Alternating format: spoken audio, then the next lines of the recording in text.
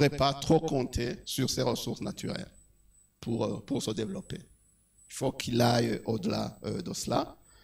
Le financement du développement, c'est un problème complexe qui doit être...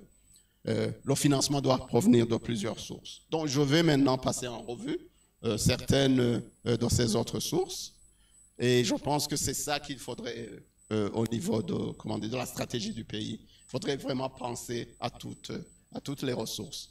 Ici, je vais parler justement des exportations, mais je vais vous montrer justement comment les exportations du pays ont évolué, parce que ça devrait être la plus importante source de devises que le pays devrait avoir.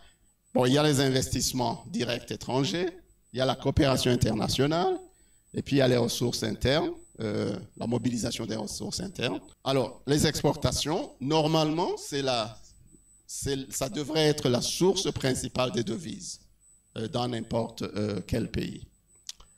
Mais justement, comme je l'ai montré au Burundi, les exportations sont très peu diversifiées.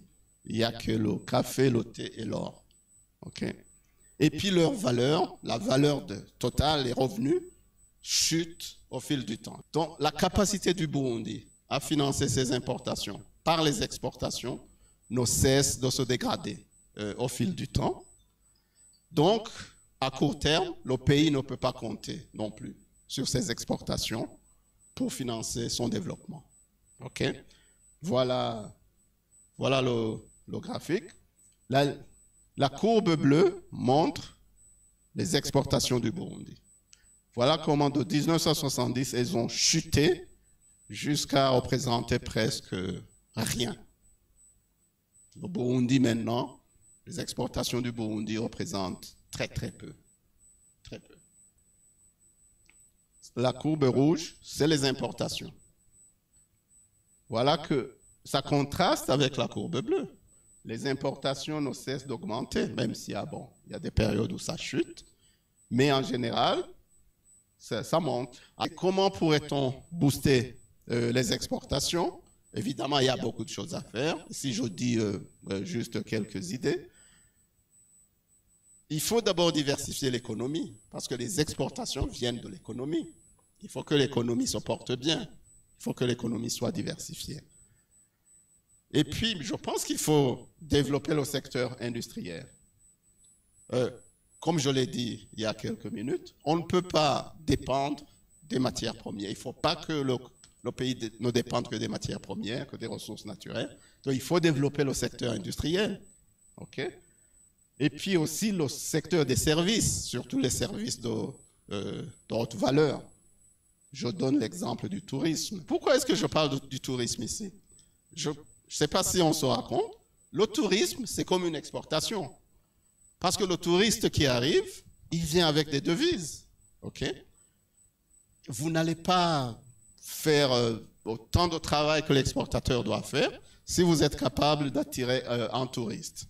Et puis le Burundi a des atouts dans le secteur touristique. On peut parler du tourisme culturel, le tourisme par rapport au paysage du pays. Et puis surtout, le Burundi est situé dans une région qui est hautement touristique. Donc, il faudrait que le Burundi puisse s'arrimer à la région pour profiter justement des touristes qui viennent voir d'autres pays dans la région. C'est pour cela qu'en termes de stratégie, moi je dirais que le Burundi devrait s'arrimer, inscrire sa stratégie dans le schéma touristique de l'East African Community. Okay? Par exemple, je ne sais pas si cette stratégie a été adoptée au Burundi, la stratégie du visa unique. Je ne sais pas si c'est vrai.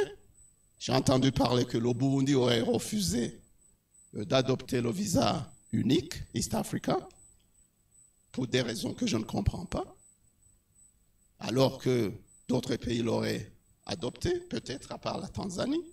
Mais ce qui est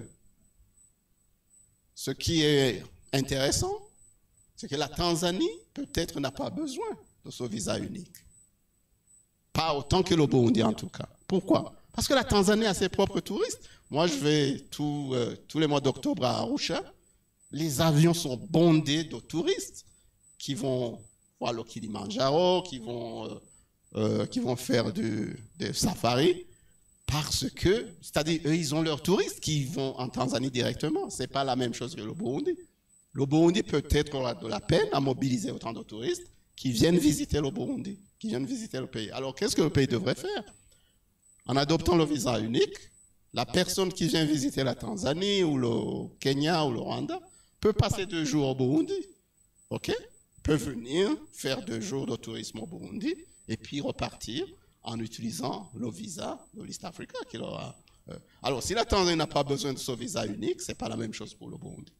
Donc, pour moi, le pays devrait penser à ses propres intérêts et puis savoir faire des choix qu'il faut. Comment est-ce qu'on va développer notamment le secteur industriel? Il y a des infrastructures de base qui doivent être là. Si elles ne sont pas là, on ne peut pas se développer. Ici, je parle en particulier de l'électricité. Un pays ne peut pas se développer sans un accès à l'électricité qui soit sûr et qui soit accessible financièrement, qui ne soit pas trop cher. Ça, c'est crucial. Et ça, je ne le dis pas qu'au Burundi, je le dis partout.